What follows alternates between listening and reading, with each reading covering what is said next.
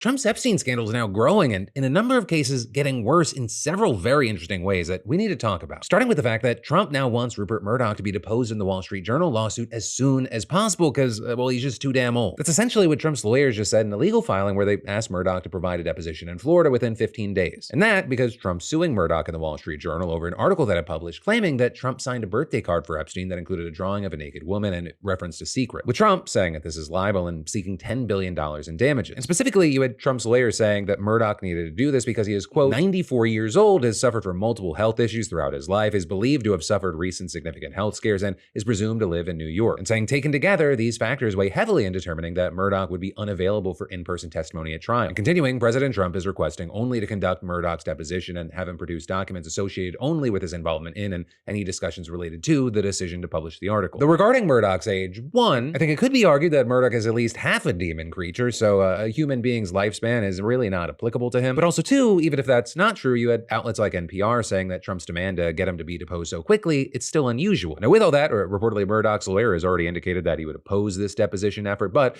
we're gonna have to see where any of that goes. Especially since that's not the only Epstein update we have today. Or because Ghislaine Maxwell is now saying that she has some pretty strict conditions if Congress wants her to testify. And that, of course, after last week, she was subpoenaed by Republican Representative James Comer, and it initially seemed like she was not going to cooperate. But now, in a letter that her lawyer sent to Comer today, it appears that she's open to the idea so long as she can answer questions outside of prison and be granted full immunity. And that is, she also demands that Congress provide their questions in advance so that she can prepare and identify relevant documentation, and that any appearance be scheduled after the resolution of a recent Supreme Court appeal. Or they say you could just scratch all the above as long as she gets clemency, and then she would be willing and eager to testify. But if she can't get any of that, her lawyers say that Maxwell will have no choice but to invoke her Fifth Amendment rights. As far as, do those requests stand a chance in hell, you had a spokesperson of the House Oversight Committee telling Axios that it will respond to her lawyer soon, but it will not consider granting congressional immunity for her testimony.